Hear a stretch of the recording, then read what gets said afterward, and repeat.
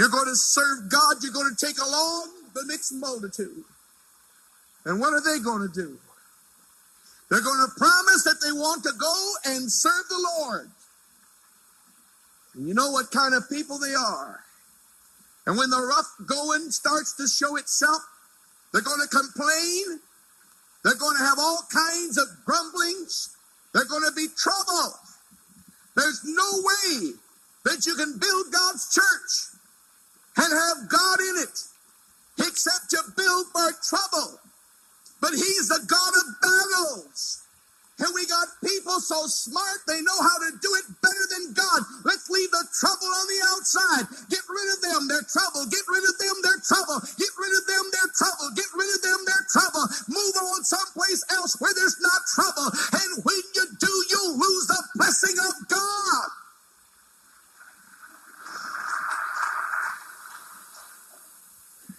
You've got to accept trouble as a Christian. You've got to accept people that you know is going to hurt you. You've got to be able to extend yourself in ways that aren't going to pay. Church has gotten to be the best business. Most places, Christian schools is one more gold mine. It pays. Christian schools are paying enterprises. The ones that are doing good aren't losing a dime. They're making money. But the ministry of the church is not meant to make money. It's meant to make disciples. Most Christian schools, the kids that go there could have stayed in a public school and still come out pretty good. They're not the kids who need it.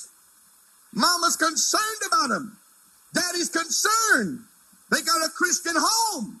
They're being protected by their parents. They're not the ones that needed it. If they stayed in public school, they wouldn't turn out that bad. But it's the others in the home where that mom and dad don't know the right hand from their left, and they're busy and they're disorganized, and they don't know how to pay their bills, and they don't know how to serve God, and nobody cares. Because caring costs.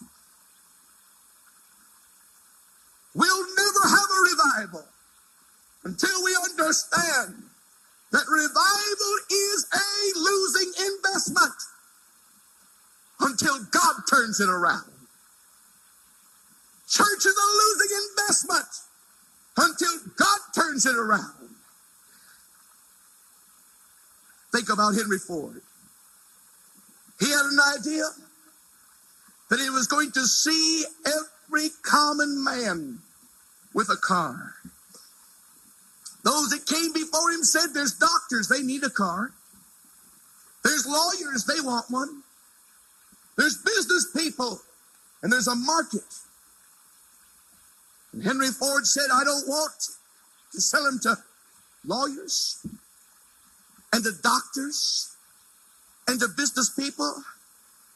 I want to sell them to that young man down the street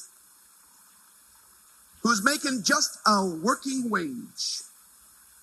And so he designed a car that everybody could drive, and it made him one of the richest people in the world.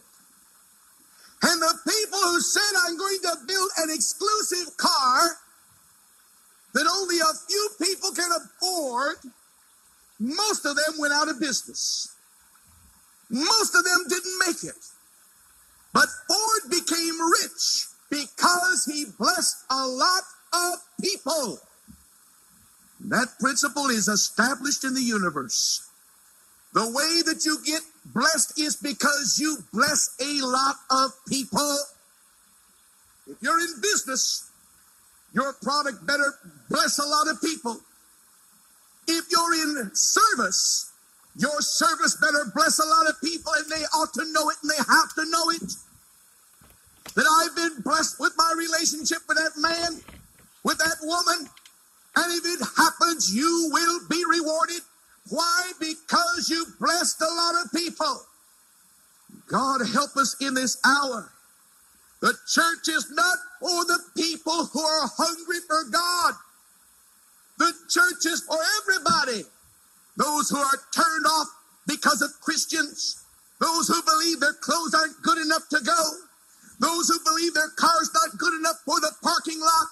Those who believe that their will is not strong enough. Those who believe that their life is not what it ought to be. And maybe later it's these who need to be reached. And once they're reached, they need to be brought step by step into the fullness of God's victory. I'm going to close in a minute. How many people are so happy to get people saved? I guess that's all right. But I believe it's only the first step. And I've seen people ruined who've been dumped after the first step.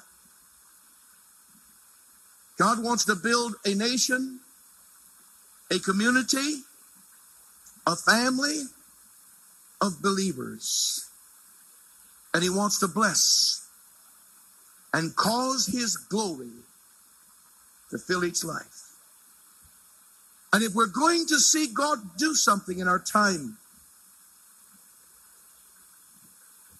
we're going to have to see good people, called people, dedicated people serve God. I think of a couple that I thought so much of.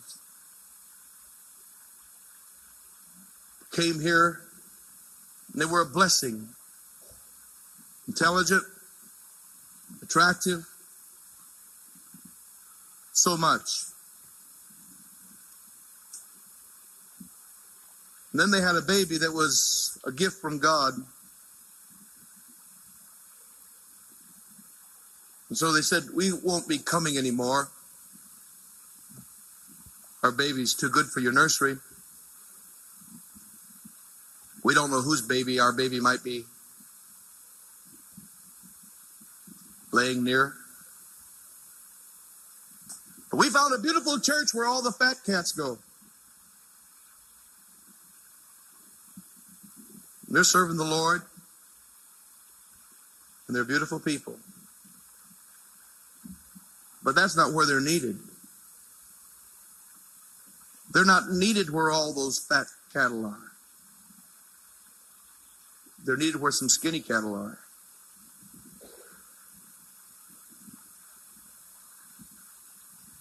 And not just that, but we're needed not inside of here, but we're needed outside of here.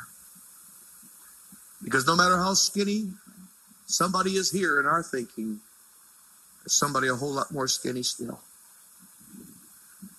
that needs to be loved by the power of the gospel and encouraged by the word of the Lord,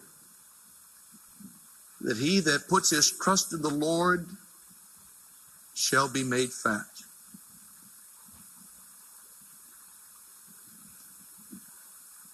I thank the Lord for those who've made their choice to serve here. Many have, many beautiful people.